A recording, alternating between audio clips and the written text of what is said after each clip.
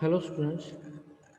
आज हम chapter one के जो है क्वेश्चन से डिस्कस करेंगे, क्योंकि हमारे पीटी में chapter one and chapter two जो है पीटी के अंदर आएंगे।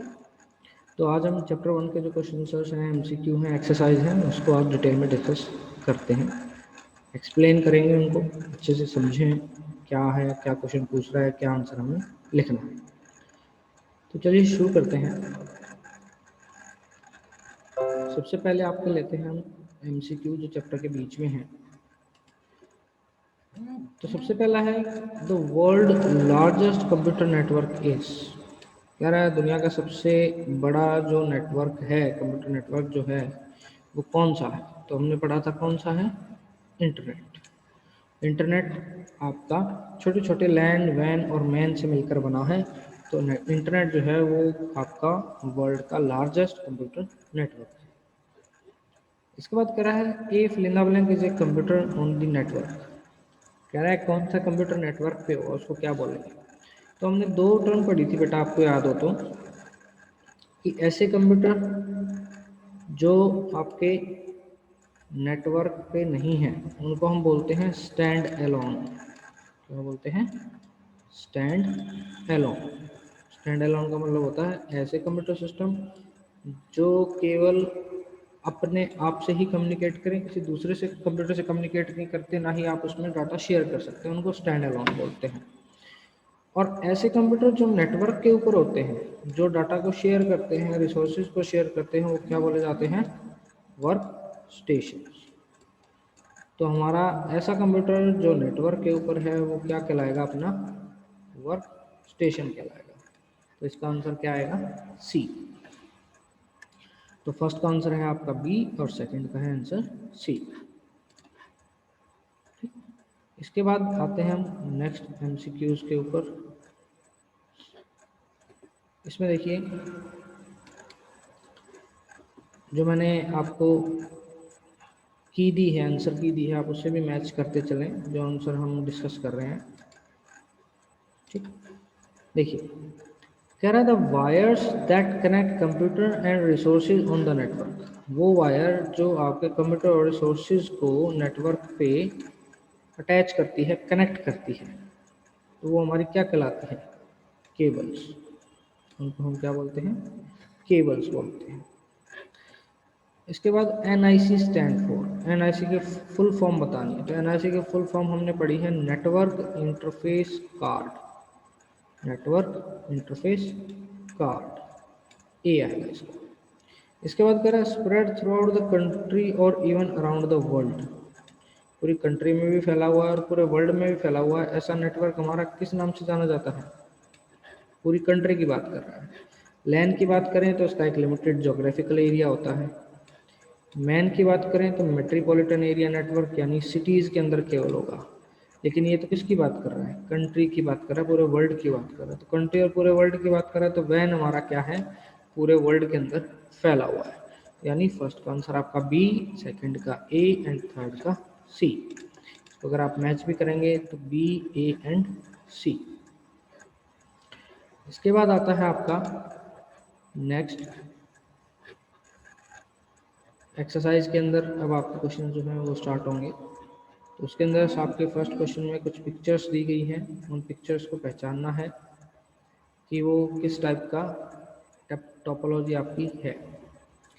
तो देखिए कह रहा है identify the topology in which all nodes are connected to a central system. कौन सी ऐसी टोपोलॉजी है जिसमें सारे के सारे कंप्यूटर, नोड्स का मतलब यहाँ पे क्या होता है, कंप्यूटर है, सारे के सारे कंप्यूटर किससे जुड़े हैं, सेंट्रल सिस्टम से। तो अगर आपको याद हो तो हमने एक टोपोलॉजी पढ़ी थी जिसमें एक सेंटर में क्या होता था, हब होता था, और इस तरीके से आपके जो कंप्यूटर थे वो एक दूसरे से जुड़े होते थे। इसको हमने क्या बोला था, स्टार टोपोलॉजी। स्टार की शेप में होती थी। तो ये क्या है, बीच में एक सेंट्रल हब है जिससे बाकी सारे सिस्टम जुड़े हुए हैं। तो इस टाइप की पिक्चर आपको कहाँ देखने को मिल रही है, ये फर्स्ट वाला, ये देखिए इसमें सेंट्रल में एक आपका हब है और बाकी ऐसे ये कनेक्ट हो रखे हैं आपके जितने भी कंप्यूटर हैं। इसके अंदर अगर हम बात करें तो इसके अंदर तो एक सीधी लाइन गई हुई है इस तरीके से, और फिर आपके इस तरीके से एक कनेक्ट है। तो ये कौन सी टोपोलॉजी है? बस टोपोलॉजी। इसमें एक सेंट्रल वायर है, ना कि सेंट्रल हब है। इसमें बात करें तो इसमें सारे के सारे कंप्यूटर सिस्टम आपस में एक दूसरे से जुड़े हुए हैं इस तरीके से। ठीक, तो ये किस टाइप की टोपोलॉजी है? मैश टोपोलॉजी है। तो हमारी सेंट्रल वाली कौन सी बची फिर? ये वाली। तो यानी इसके अंदर क्या आएगा? ई। इसके बाद कह रहा है identify the topology in which all nodes are connected in the shape of closed loop. कह रहा है ऐसी कौन सी टोपोलॉजी है जिसके अंदर सारे के सारे जो आपका नोड है वो क्लोज लूप में है। क्लोज लूप यानी रिंग की शेप में। रिंग की शेप में हमने क्या पढ़ा था कि जब आपके कंप्यूटर सिस्टम किस टाइप से कनेक्ट हो रिंग टोपोलॉजी के अंदर, ये सपोज आपके 4 कंप्यूटर हैं, ये कंप्यूटर इससे कनेक्ट है, ये इससे कनेक्ट है, ये इससे कनेक्ट है और ये इससे कनेक्ट है। अब ये क्या बन गया? क्लोज्ड लूप बन गया, एक रिंग बन गई जो कि चारों तरफ से क्लोज है। तो इसमें अगर हम बात करें तो ये तो सेंट्रल हब है, ऊपर वाली पिक्चर है, ये इसी तरीके से इस तरीके से कनेक्ट है, तो ये तो कोई रिंग नहीं बना रहा। इसकी बात करें तो ये एक सीधी स्ट्रेट लाइन है, तो ये हमारी बस टोपोलॉजी है, ये भी कोई रिंग नहीं बना रहा भैया। हाँ, इसके अंदर अगर हम बात करें तो ये इस तरीके से कनेक्ट है आपके, तो ये क्या बना रहा है? रिंग बना रहा है। तो यानी हमारा आंसर कौन सा होगा? सी। सेकंड का हमारा क्या आंसर होगा? सी होगा। इसके बाद आते हैं नेक्स्ट एमसीक्यूज पे। फर्स्ट एमसीक्यू क्या कह रहा है? Interconnection of various device is called. Interconnection of various device, बहुत सारे डिवाइस जब आपस में कनेक्ट होते हैं तो उनको हम क्या बोलते हैं? नेटवर्किंग। ठीक, उनको हम क्या बोलते हैं? नेटवर्किंग बोलते हैं। इसके बाद आता है हमारा अगला, कह रहा है peripheral devices connected to the network are. कह रहा है वो आपका हार्डवेयर जो अगर नेटवर्क से कनेक्ट हो जाता है तो क्या बन जाता है? हमने पढ़ा था कि अगर हम किसी भी टाइप के आपके डिवाइसेस को, पेरिफेरल को अगर हम नेटवर्क से कनेक्ट करते हैं तो हमारे क्या बन जाते हैं? आपके रिसोर्सेज। क्या बन जाते हैं?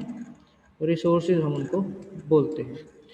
थर्ड, कह रहे which of the following is the most expensive network topology. सबसे महंगी जो टोपोलॉजी है वो कौन सी है? तो सबसे महंगी टोपोलॉजी हमारी कौन सी है? आपकी मैश टोपोलॉजी। कौन सी topology? Mesh topology. Mesh topology क्यों है? क्योंकि इसमें हर एक सिस्टम को आपस में क्या करना पड़ता है? कनेक्ट करना पड़ता है, तो उस कनेक्टिंग की कॉस्ट जो है हमारी ज़्यादा आती है। इसके बाद आते हैं आपके फिलअप्स। तो कह रहा है a network can be of any, किसी भी क्या हो सकता है? साइज का हो सकता है या टाइप का हो सकता है, दोनों ही ठीक है, आप दोनों ही इसमें लिख सकते हैं, दोनों में से कोई भी आप लिखें। Your computer is a fill in the blank on the network. आपका कंप्यूटर नेटवर्क पे क्या होता है? Work station. क्या बन जाता है? वर्क स्टेशन आपका बन जाता है। आप आंसर की को भी मैच करते करते चलिए साथ में, जो मैंने आपको दी थी। ठीक, तो इसमें क्या आएगा आपका? Work station. ठीक, वर्क स्टेशन हम इसको बोलेंगे। अगला जो है वो कह रहा है a fill in the blank has a port where the network cable plug in. कौन सा पोर्ट है? तो वो हमारा क्या आता है? एनआईसी, नेटवर्क इंटरफेस कार्ड, जिसके अंदर आपका क्या कनेक्ट होते हैं? केबल्स प्लग इन होती है। कह रहे हैं collection of local area network with in A city. City की बात कर रहे हैं तो क्या आएगा? मैन। मेट्रोपॉलिटन एरिया नेटवर्क जो है वो किसका कलेक्शन है? छोटे छोटे लैन का कनेक्शन है जो कि आपस में कनेक्ट होती है। ठीक, इसके बाद आती है आपकी, कह रहा है ऐसी कौन सी टोपोलॉजी है जिसके अंदर आपकी मिनिमम कॉस्ट आती है? तो मिनिमम कॉस्ट किस में आती है? हमारी स्टार टोपोलॉजी में, क्योंकि स्टार में हमें केवल क्या करना होता है? सेंट्रल हब होता है इस तरीके से, है ना, और बाकी सारे कंप्यूटर सिस्टम आपस में इससे किसी एक सेंट्रल हब से कनेक्ट होते हैं। तो हमें ज़्यादा वायरिंग की ज़रूरत नहीं पड़ती, ज़्यादा डिवाइसेस की ज़रूरत नहीं पड़ती, इसलिए इसकी कॉस्ट क्या रहती है? कम रहती है। सेंट्रल में हब लग जाता है और बाकी आपके ये कंप्यूटर कनेक्ट हो जाते हैं। ठीक, तो इसलिए इसकी कॉस्ट क्या है? कम है। इसके बाद आता है नेक्स्ट, फुल फॉर्म लिखनी है हमें इसकी। तो एनआईसी की हमने पढ़ ली, नेटवर्क इंटरफेस कार्ड, ये आप कर लेंगे। LAN, local area network. वैन, wide area network. TCP IP, transmission control protocol and internet protocol. PAN personal area network, MAN metropolitan area network, STP hyper text transfer protocol और wifi आपकी wireless fidelity. तो ये आपकी सारी टर्म्स आपको याद करनी है, फुल फॉर्म्स आपको याद करनी है, मैंने आपको आंसर की में दी हुई है। इसके बाद हम डिस्कस करते हैं क्वेश्चंस। जो पहला क्वेश्चन है वो उसमें कह रहा है what is a node, node क्या है। तो नोड से हम क्या समझते हैं, देखिए आंसर में जो हमने आंसर की आपको शेयर की उसमें देखते हैं। कह रहा है नोड इज ए कंप्यूटर और any other device on a network that communicates with each other. Node क्या है, वो कंप्यूटर या वो डिवाइस नेटवर्क के ऊपर जो एक दूसरे से कम्युनिकेट कर पाते हैं वो क्या कहलाते हैं, नोड कहलाते हैं। दोबारा रिपीट कर देता हूँ मैं कि नोड क्या है, वो कंप्यूटर या वो डिवाइस जो नेटवर्क के ऊपर हैं यानी आपस में कनेक्ट हैं और एक दूसरे को कम्युनिकेट कर पा रहे हैं, वो हमारे क्या कहलाएंगे, नोड कहलाएंगे। इसके बाद नेक्स्ट पूछ रहा है what do you mean by what is topology. Topology आपकी क्या है, व्हाट इज टोपोलॉजी। तो देखिए टोपोलॉजी भी समझते हैं। तो टोपोलॉजी हमने समझी थी कि the term topology refer to the way in which the nodes of a computers are linked together. कह रहे टोपोलॉजी जो है आपकी वो टर्म है जिसके अंदर हमें ये पता लगता है कि जो आपके नोड्स हैं, नोड्स यानी हमारे कंप्यूटर या कोई भी आपका डिवाइस है, वो नेटवर्क के ऊपर किस तरीके से आपस में जुड़ा होगा, एक दूसरे से लिंक कैसे होगा, वो तरीका हमें कौन बताती है, टोपोलॉजी। यही तो बताती है कि आपके जो डिवाइस होंगे वो सेंट्रल हब से जुड़े होंगे, है ना, या आपके जो डिवाइस होंगे वो आपस में कनेक्ट होंगे, या आपके डिवाइस किसी एक सिंगल लाइन से कनेक्ट होंगे। तो वो तरीके जो हैं आपके जितने भी हैं आपके नोड्स को नेटवर्क में एक दूसरे से लिंक करने के, वो कौन बताता है, हमारा टोपोलॉजी बताती है। इसके बाद आता है आपका क्वेश्चन नंबर 3। कह रहे describe the network in your own words. कह रहे अपने शब्दों में नेटवर्क को डिफाइन करें, नेटवर्क क्या है, नेटवर्क से आप क्या समझते हैं। तो नेटवर्किंग क्या है, refer to a inter connection. ये टर्म बहुत इंपॉर्टेंट है बेटा, अगर पेपर में इंटर कनेक्शन आपने नहीं लिखा तो नंबर कटने के चांस ज़्यादा हो जाएंगे। तो ये जो कुछ स्पेसिफिक टर्म्स होती हैं इनको आप अच्छे से याद कर लें। तो कह रहे हैं network refer to inter connection of various device to share their resources. कह रहा है जो आपकी नेटवर्किंग है वो क्या है, इंटरकनेक्शन है, एक दूसरे से कनेक्शन है आपके डिवाइसेस का जो कि क्या शेयर करते हैं, रिसोर्सेज। रिसोर्सेज मतलब कोई भी सॉफ्टवेयर, कोई हार्डवेयर, इस टाइप की चीज़ें या डाटा या इंफॉर्मेशन वो एक दूसरे को क्या करते हैं, शेयर करते हैं। और इसका एग्जाम्पल क्या हो सकते हैं, केबल नेटवर्क हो सकता है, टेलीविज़न नेटवर्क हो सकता है, टेलीफोन नेटवर्क हो सकता है। और कंप्यूटर नेटवर्क क्या है, कंप्यूटर नेटवर्क है collection of computer and peripheral devices. Computer network के बारे में अगर पूछते हैं तो हमारा कंप्यूटर नेटवर्क क्या है, collection of computers and peripheral devices. Peripheral devices और कंप्यूटर का क्या है, एक कलेक्शन है। इसके बाद आता है क्वेश्चन नंबर 4। देखते हैं क्वेश्चन नंबर 4 क्या है आपका। क्वेश्चन नंबर 4 कह रहा है right at least 3 benefit of using A network. Network को यूज करने के कम से कम 3 बेनिफिट बताएं, क्या बेनिफिट होंगे नेटवर्क के। तो देखिए नेटवर्क के बेनिफिट, पॉइंट नंबर 1 कह रहा है computer connected to a network can share resources. अगर कंप्यूटर आपके नेटवर्क पे कनेक्ट होंगे तो क्या शेयर कर सकते हैं, रिसोर्सेज, यानी प्रिंटर्स है, हार्ड ड्राइव्स है, सॉफ्टवेयर है, हार्डवेयर है, कोई भी चीज़ आप इजीली क्या कर सकते हैं, शेयर कर सकते हैं। दूसरा, network make installing program simple because only one copy of a program need to be installed on a central computer. और कह रहा है जो आपकी प्रोग्राम इंस्टॉल करना है नेटवर्क के ऊपर वो भी आपका इजी हो जाता है क्योंकि आपको केवल नेटवर्क के सेंट्रल कंप्यूटर पे एक ही सॉफ्टवेयर को डालना पड़ता है, बाकी जितने भी आपके कंप्यूटर उससे कनेक्टेड होंगे उसमें ऑटोमेटिकली वो सॉफ्टवेयर इंस्टॉल हो जाएगा। थर्ड पॉइंट क्या कर रहा है, नेटवर्क इंक्रीज प्रोडक्टिविटी। प्रोडक्टिविटी को बढ़ाता है। प्रोडक्टिविटी का मतलब होता है कार्य क्षमता, काम करने की स्पीड आपकी इंक्रीज है। जहाँ पहले आप 1 घंटे में 1 काम करते थे, अब 1 घंटे में 2 काम करेंगे तो आपकी क्या इंक्रीज होगी, कार्य क्षमता इंक्रीज होगी, आपकी प्रोडक्टिविटी इंक्रीज होगी। क्यों इंक्रीज होगी, क्योंकि आपके कंप्यूटर जो हैं वो नेटवर्क के ऊपर ईजिली डाटा और इन्फॉर्मेशन को शेयर कर सकते हैं। नहीं तो आपको क्या करना पड़ता, पेन ड्राइव लेके बार बार दूसरे सिस्टम पे जाना पड़ता, कॉपी करना पड़ता, फिर वापस आके अपने सिस्टम पे पेस्ट करना पड़ता। लेकिन अगर वो दोनों सिस्टम आपस में कनेक्ट हैं तो ईजिली आप क्या कर सकते हैं, डाटा को शेयर कर सकते हैं।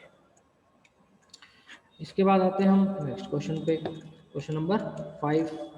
क्वेश्चन नंबर 5 कहता है डिफरेंशिएट बिटवीन लैन एंड वैन। लैन और वैन में डिफरेंस बताइए।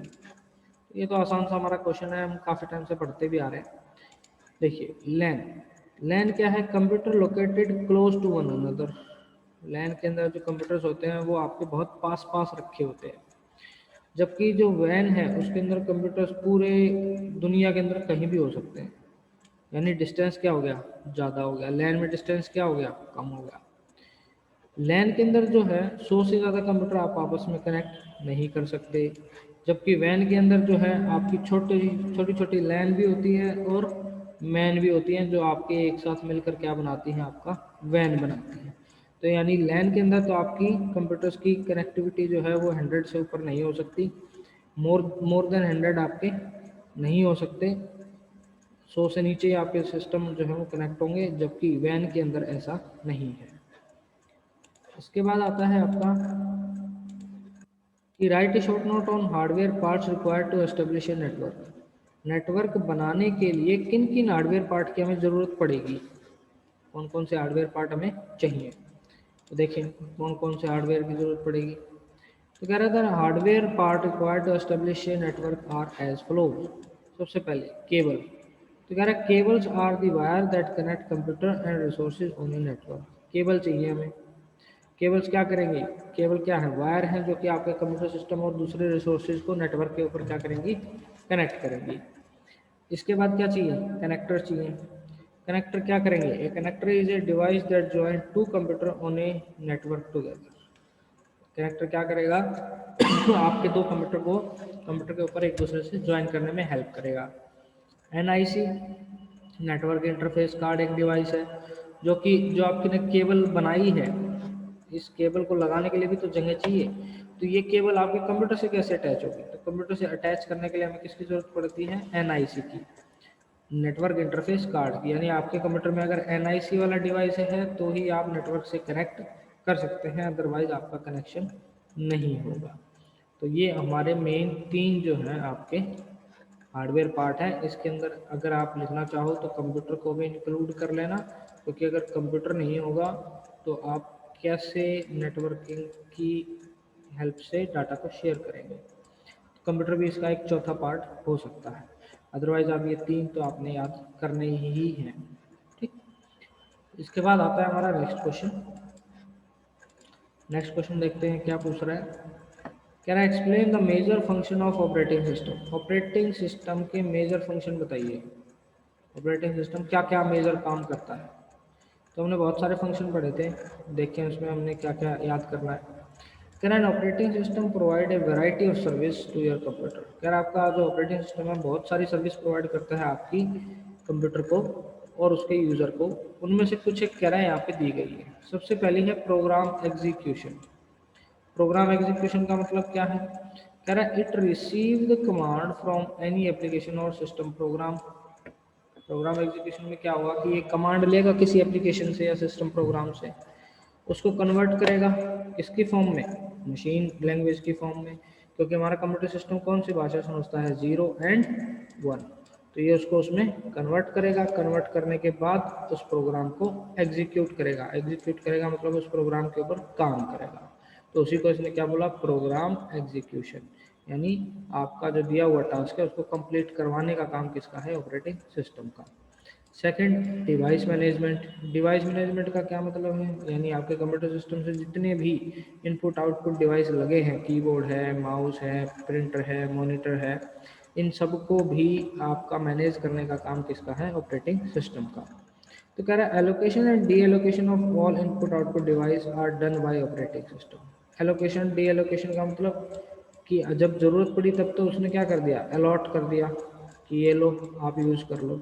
जब उस पर्टिकुलर प्रोग्राम का काम ख़त्म हो गया तो उससे क्या ले लेगा? वो उस पर्टिकुलर डिवाइस को वापस ले लेगा। ये हमारी क्या कहलाती है? Allocation and de allocation. Right, control the working of all the device connected to your computer. कह रहा है ये सारी की सारी जो है आपकी जितने भी डिवाइस हैं उनको कंट्रोल करने का काम आपका कौन करता है? आपका ऑपरेटिंग सिस्टम। इसके बाद आता है फाइल मैनेजमेंट। फाइल मैनेजमेंट क्या कहता है? कह रहा है it helps you to organise all data. जितना भी डाटा फाइल फोल्डर हमारे सिस्टम में है उसने कितना स्पेस लिया हुआ है, कहाँ पे वो सेव है, उसका पाथ क्या है, कौन सी स्टोरेज डिवाइस में सेव है, प्राइमरी में है, सेकेंडरी में है, जब हमें ज़रूरत पड़ती है तब हमें वो वापस भी देता है निकाल कर वो पर्टिकुलर फाइल। तो वो सारा काम किसका, आपके ऑपरेटिंग सिस्टम का है। तो कह रहा है it help you to organise all data in file folder, allocate space for file on secondary storage device as and when required. कह रहा है जब ज़रूरत होती है तब आपको वो स्पेस भी प्रोवाइड कराता है ऑपरेटिंग सिस्टम कि यहाँ पे आप सेव कर लो, इतना स्पेस इस हार्ड ड्राइव में बचा हुआ है। और इस चीज़ का भी ध्यान रखता है कि कौन सी फाइल आपके डिस्क में कहाँ पे स्टोर है। तो इसलिए इसको हम क्या बोलते हैं, फाइल मैनेजमेंट भी बोलते हैं, कि आपकी फाइल को मैनेज करने का काम भी किसका है, आपके ऑपरेटिंग सिस्टम का। इसके बाद आता है मेमोरी मैनेजमेंट। मेमोरी मैनेजमेंट यानी कह रहा है memory is a major part of computer system and dictates the speed of the operation. Memory management का मतलब है यहाँ पे ये मेन मेमोरी की बात कर रहा है। मेन मेमोरी हमारी कौन सी है, रैम। ठीक, किसी भी प्रोग्राम को करने के लिए बेटा रैम की ज़रूरत हमें पड़ती है। ठीक है, अगर रैम उसको नहीं मिलेगी तो वो प्रोसेस या वो प्रोग्राम आगे काम नहीं करेगा। तो रैम सबसे ज़्यादा अहम रोल आपका अदा करती है किसी भी प्रोग्राम को एग्जीक्यूट करने के लिए, क्योंकि जो कोई भी प्रोग्राम आप चलाते हैं सबसे पहले वो किसके पास आता है, रैम के पास आता है। रैम के अंदर स्टोर होता है। रैम के अंदर कब तक स्टोर होता है, जब तक कि उसके ऊपर कोई काम नहीं होता, जब तक सीपीयू उसके ऊपर कोई काम नहीं कर लेता। तो जब सीपीयू उसके ऊपर कोई काम कर लेता है, सपोज करें हमने एक एडिशन करना है 2+2 का, ठीक, तो 2+2 सबसे पहले आगे कहाँ पे स्टोर होगा, आपके रैम के अंदर आके स्टोर होगा। रैम के अंदर स्टोर होने के बाद फिर आपका ये किसके पास जाएगा, सीपीयू के पास जाएगा। ठीक, सीपीयू तक भेजने का काम हमारा कौन करेगा, हमने एक पार्ट पढ़ा था CU, control unit. Control unit क्या करेगी, इस 2 और 2 को मेमोरी से या रैम से उठाएगी और सीपीयू के पास भेज देगी, और सीपीयू को बोलेगी कि इनको ऐड करके इसका रिजल्ट बताओ। तो सीपीयू इन दोनों को ऐड करेगा, उसका रिजल्ट बताएगा। अब रिजल्ट सीपीयू ने दिया 4, अब वो 4 रिजल्ट वापस से कहाँ पे सेव हो जाएगा, आपकी मेमोरी के अंदर, जहाँ पे 2+2 सेव था, मेमोरी के अंदर सेव हो गया। अब अगर हमें उस 2+2 के रिजल्ट को अगर आउटपुट में दिखाना है तो हमारा सी यू कमांड दिखा के इसको मॉनिटर पर दिखाओ। अगर हमने उसको सेव करके रखना है तो हमारी सेव की कमांड आएगी। अगर प्रिंट की फॉर्म में लेना है तो प्रिंट की कमांड आएगी। तो यानी आपकी जो मेमोरी है वो सबसे अहम जो है रोल अदा करती है किसी भी प्रोग्राम को करने में। और आपकी जो स्पीड है किसी काम को करने की, वो भी रैम के ऊपर डिपेंड करती है, मेमोरी के ऊपर डिपेंड करती है कि कितनी आपकी रैम है, कितनी आपकी मेमोरी है। तो कह रहा है the main memory is thus managed by operating system. तो ऑपरेटिंग सिस्टम ही उस मेमोरी को मैनेज करता है, इस रैम को मैनेज करता है कि अगर 2+2 आया और उसके बाद 5-2 आया, तो इन दोनों ऑपरेशंस को इसको कितनी रैम देनी है और इसको कितनी रैम देनी है, वो डिसाइड करने का काम किसका है, ऑपरेटिंग सिस्टम का। तो वो इसलिए डिसाइड करता है, पता लगे आपका एक प्रोसेस, सपोज 2 और 2 को हमने कुछ रैम दी थी, ठीक, सपोज 1 GB रैम हमने दी थी इस काम को करने के लिए। अब पता लगे 1 GB रैम लेके ये बैठा रहा, इसने रिजल्ट भी दे दिया लेकिन रैम वापस नहीं कर रहा। अब रैम तो हमारी लिमिटेड होती है, तो हमें वो वापस चाहिए होती है जब आपका काम फिनिश हो जाता है। तो ऑपरेटिंग सिस्टम क्या करता है, उस रैम को उससे वापस लेता है आपके प्रोसेस से कि ला भी अब आपका काम खत्म हो गया, अब किसी दूसरा प्रोसेस 5-2 को भी रैम की ज़रूरत है, उसको भी मुझे देनी है। तो उसने क्या, वो प्रोसेस क्या करता है, जो उधार ली हुई रैम है उसको वापस दे देता है ऑपरेटिंग सिस्टम को, और ऑपरेटिंग सिस्टम उस रैम को फिर वापस से किसी दूसरे प्रोसेस को उधार दे देता है कि लो आप ये ले जाओ और काम करके मुझे वापस दे देना। तो इस तरीके से आपका मेमोरी मैनेजमेंट काम करता है। इसके बाद आता है आपका next question, question number 8। Question number 8 में जो है हमने डिफरेंट टोपोलॉजी जो पढ़ी थी उसकी एडवांटेज और डिसएडवांटेज पूछी है सभी की, स्टार की, रिंग की, बस की और मैश की। तो इनको भी डिस्कस कर लेते हैं क्या क्या आपकी एडवांटेज और डिसएडवांटेज। सबसे पहले हमारी स्टार टोपोलॉजी। तो स्टार टोपोलॉजी आपको मैं बता दूं किस टाइप से होती है। बेटा इनके डायग्राम याद जरूर कर लेना। इस जो क्वेश्चन है इसी के अंदर आप डायग्राम जरूर बना लेना, क्योंकि डायग्राम बनाओगे तो इजीली याद हो जाएगा, नहीं तो आपको मुश्किल हो जाएगी। ठीक, ये आपका डायग्राम है, बीच में सेंट्रल हब है, बाकी ये आपके कंप्यूटर है। ठीक, तो इसकी एडवांटेज और डिसएडवांटेज आपको यहीं से देख के पता लग जाएगी। पहली एडवांटेज क्या है, minimal line cost. Minimal line cost यानी इसको सेटअप करने में हमें कम खर्चा करना पड़ता है, ज़्यादा हमें पैसे की ज़रूरत नहीं पड़ती। दूसरी चीज़, if any local computer fail, कह रहा सपोज करो ये वाला कंप्यूटर आपका फेल हो गया, खराब हो गया, लेकिन बाकी वाला जो आपके कंप्यूटर वो चलते रहेंगे, उनके ऊपर इस कंप्यूटर के खराब होने का कोई इफेक्ट नहीं होगा। तो ये आपकी हमारी एडवांटेज है। कह रहा है if any of the local computer fail the remaining portion of the network remain unaffected, बाकी का जो पोर्शन है हमारे नेटवर्क का उस पर कोई इफेक्ट नहीं होगा। ये तो ऐसे ही डाटा शेयर करेंगे जैसे पहले करते आ रहे थे। अगर ये खराब हो गया तो भी इसके बाकी नेटवर्क के इतने नेटवर्क के ऊपर हमारा कोई भी फर्क नहीं पड़ने वाला है। डिसएडवांटेज क्या है? डिसएडवांटेज एक सबसे इम्पोर्टेंट है इसकी। देखो डिसएडवांटेज में क्या कह रहा है, अगर बीच वाला जो सेंट्रल हब है ये अगर खराब हो गया फिर तो हमारा पूरा नेटवर्क ही खराब हो जाएगा, क्योंकि सारे के सारे कंप्यूटर सिस्टम इसी के थ्रू आपके जुड़े हुए हैं। तो अगर ये हमारा खराब हो जाता है तो हमारा पूरा का पूरा नेटवर्क भी गोज डाउन। गोज डाउन मतलब आपका ठप हो जाएगा, वो काम नहीं करेगा। ठीक, इसके बाद आ गई आपकी रिंग टोपोलॉजी। रिंग टोपोलॉजी का भी डायग्राम बना के देख लेते हैं, डायग्राम से हमें और इजीली समझ में आएगा। तो रिंग टोपोलॉजी में हमने समझा था कि आपकी एक क्लोज्ड रिंग बनती है इस तरीके से, ठीक, और इस तरीके से आपस में कनेक्ट रहते हैं। ठीक, तो रिंग टोपोलॉजी का एडवांटेज समझ लेते हैं। कह रहा है रिंग टोपोलॉजी के अंदर कोई भी सेंट्रल साइट कंप्यूटर सिस्टम नहीं होता। देखो इसके सेंटर में कोई भी सिस्टम नहीं बनाया मैंने, है ना, क्योंकि इसमें कोई भी सेंट्रल साइट सिस्टम नहीं होगा। पहली आपकी ये होगी एडवांटेज। दूसरी, it is more reliable then star topology. Reliable मतलब विश्वसनीय है कंपैरिजन टू स्टार टोपोलॉजी के। क्यों? क्योंकि इसके अंदर जो है सेंट्रल हब के खराब होने के चांसेस कम होते हैं। लेकिन इसकी एक डिसएडवांटेज भी है। क्या?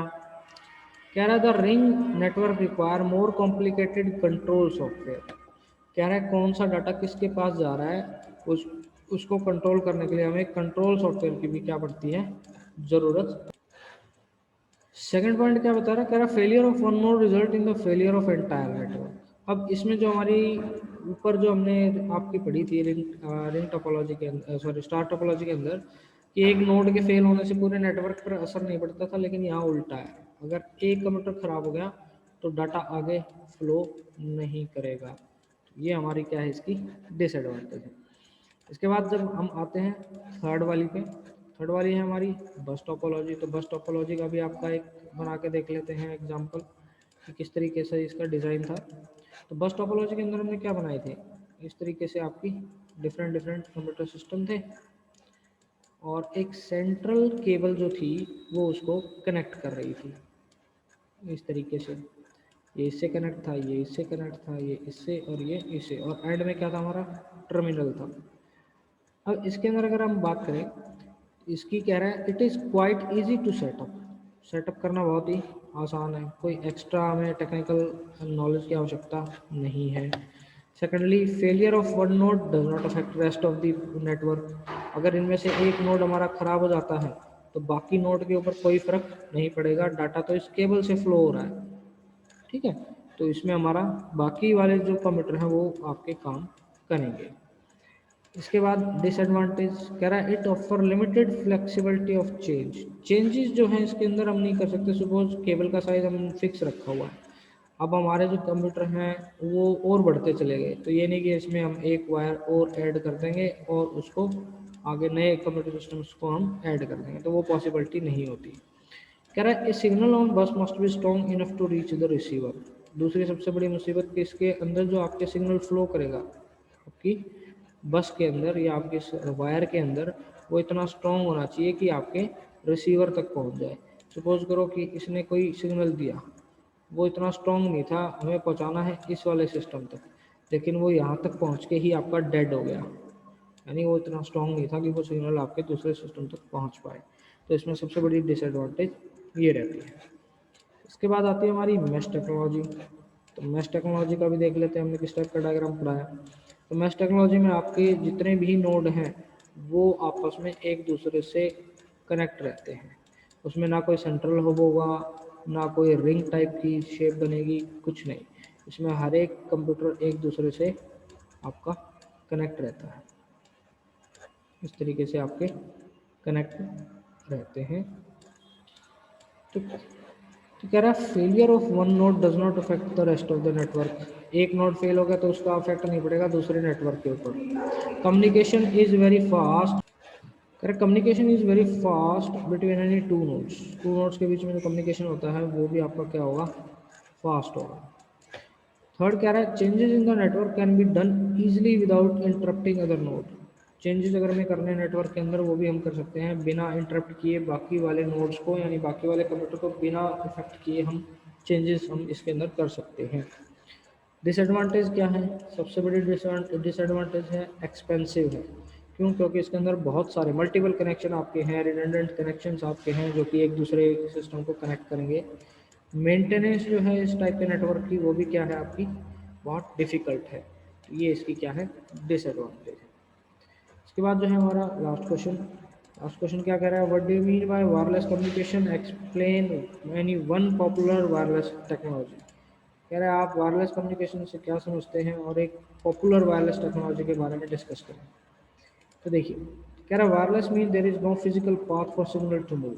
यानी हम अगर कोई फिजिकल पाथ या केबल्स का यूज़ नहीं करते हैं सिग्नल्स को आपका मूव कराने के लिए, यानी डाटा को मूव कराने के लिए एक जगह से दूसरी जगह, तो वो हमारा क्या कहलाता है, वायरलेस कम्युनिकेशन कहलाता है। तो कह रहा है wireless communication is one of the biggest contribution to mankind. कह रहा मानवता के लिए जो वायरलेस कम्युनिकेशन है वो सबसे बड़ा एक योगदान रहा है। It involves sending and receiving information over a distance without using wire or cable। कह रहा है इसके अंदर हम डाटा को सेंड कर सकते हैं, रिसीव कर सकते हैं लंबे डिस्टेंस पर बिना केबल्स और वायर को यूज़ किए। और जो मोस्ट पॉपुलर आपका वायरलेस कम्युनिकेशन है वो है आपका ब्लूटूथ टेक्नोलॉजी। ब्लूटूथ के अंदर कह रहा है कि आपकी इसकी रेंज शॉर्ट होती है, मोस्टली 10 मीटर तक आप डाटा को शेयर कर सकते हैं, दो डिवाइस आपस में कनेक्ट हो सकते हैं 10 मीटर की रेंज के अंदर। between devices it was developed to exchange data between devices with a short range। इसने दे भी दिया कि शॉर्ट रेंज होती है about 10 metre of one another, एक दूसरे से, यानी जो दूरी है आपकी वो 10 मीटर से ज़्यादा नहीं होनी चाहिए दो डिवाइसेस के बीच की। अगर 10 मीटर से ज़्यादा होगी तो आपका डाटा जो है वो एक्सचेंज नहीं होगा।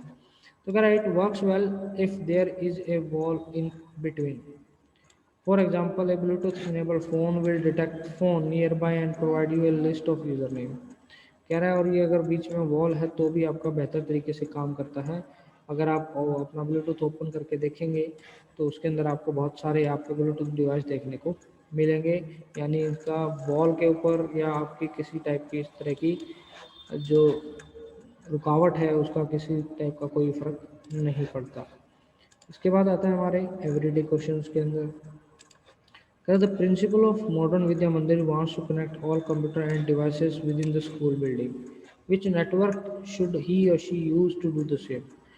कह रहा स्कूल के अंदर जो आपके कंप्यूटर नेटवर्क हैं, डिवाइसेस हैं, उनको स्कूल की बिल्डिंग के अंदर ही कनेक्ट करना है, तो हमारी कौन सी टेक्नोलॉजी यूज़ होगी, तो हम क्या यूज़ करेंगे, लैन टेक्नोलॉजी का यूज़ करेंगे हम लैन, क्योंकि आपका एक जोग्राफिकल एरिया जो है वो एक लिमिटेड है। अगला कह रहा है Navleena is interested in transferring few songs from her mobile to her father's mobile, suggest the simplest wireless option she may opt for doing so. क्या यूज़ करेगी, ब्लूटूथ का। ठीक, ब्लूटूथ टेक्नोलॉजी का यूज़ करके वो क्या कर सकती है, आपका शेयर कर सकती है। यही हमारे आपके चैप्टर 1 के जो है क्वेश्चन थे, इनको आप अच्छे से याद करें।